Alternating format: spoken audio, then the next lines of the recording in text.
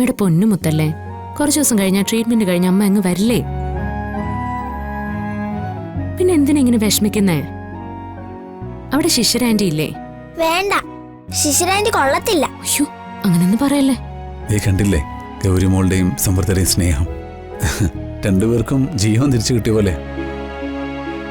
മോളുടെ സാമീപ്യം സമൃദ്ധിക്ക് ഓർമ്മ തിരിച്ചു കിട്ടാൻ ഗുണം ചെയ്യുമെന്ന് ഗുരുജി പറഞ്ഞത് ശരിയായില്ലേ?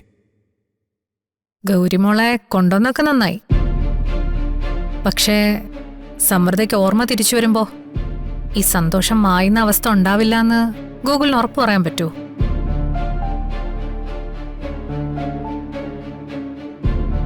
ഇത്രയും ബുദ്ധിമുട്ടി ചികിത്സ നടത്തിയിട്ട് നമ്മൾ വിഡ്ഢികളായി പോരുത്. ഏയ്, അങ്ങനൊന്നും സംഭവിക്കില്ല. ഓർമ്മ തിരിച്ചു കിട്ടിയാലും സമൃദ്ധ നമ്മുടെ കൂടെ തന്നെ ഉണ്ടാവും.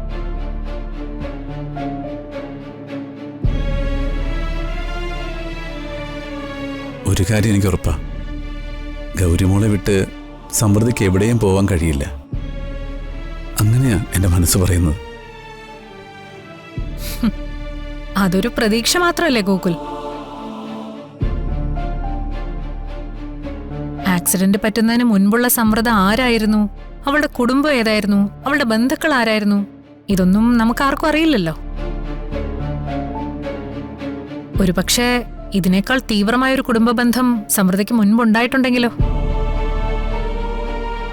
അതിന്റെ തെളിവല്ലേ ഇപ്പോഴും അവളുടെ കഴുത്തിൽ കിടക്കുന്ന താലി.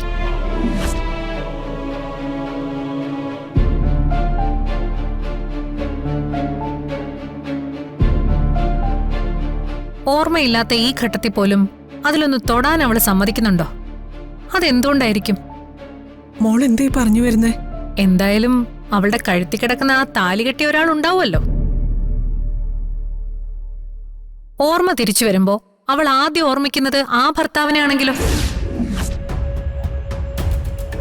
മോനെ, ആ ഗുരുജി പറയും പോലെ ചികിത്സ കഴിഞ്ഞ് അർദ്ധനാരീശ്വര ക്ഷേത്രത്തിൽ പ്രാർത്ഥിച്ചു കഴിയുമ്പോ ഓർമ്മ തിരിച്ചു കിട്ടുന്ന സമയത്ത് ഗൗരിമോൾ ആരാ എന്താന്നൊക്കെ അവള് ചോദിച്ച? ഈ ചോദ്യങ്ങളൊന്നും എന്റെ ഉള്ളിലില്ലെന്നാണോ? അങ്ങനൊരു നിമിഷത്തെക്കുറിച്ച് ചിന്തിക്കുമ്പോൾ എന്റെ ഉറക്കവും നഷ്ടപ്പെടുന്നുണ്ട്. അമ്മ നോക്ക്, സമൃദ്ധിയും ഗൗരിമോളും തമ്മിലുള്ള അടുപ്പം കണ്ടോ?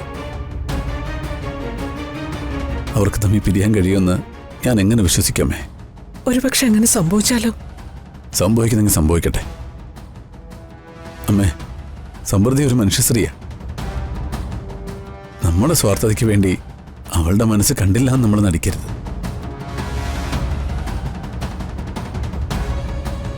നമ്മൾ വിചാരിക്കുന്നതിനൊക്കെ അപ്പുറമാണ് അവൾ അനുഭവിക്കുന്ന വേദന.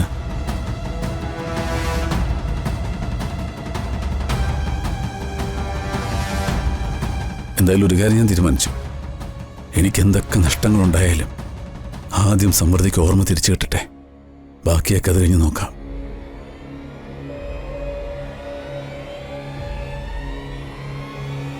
കേട്ടില്ലേ മോളെ അവൻ പറഞ്ഞത്? അവള് പോകുന്നെങ്കിൽ പോട്ടെ എന്നല്ലേ അതിനർത്ഥം? അതെ, ഗോകുലിന്റെ മനസ്സ് ഇപ്പൊ ഏകദേശം ആ ഒരു തീരുമാനത്തിലേക്ക് മാറിക്കഴിഞ്ഞു എന്നാ എനിക്ക് തോന്നുന്നേ.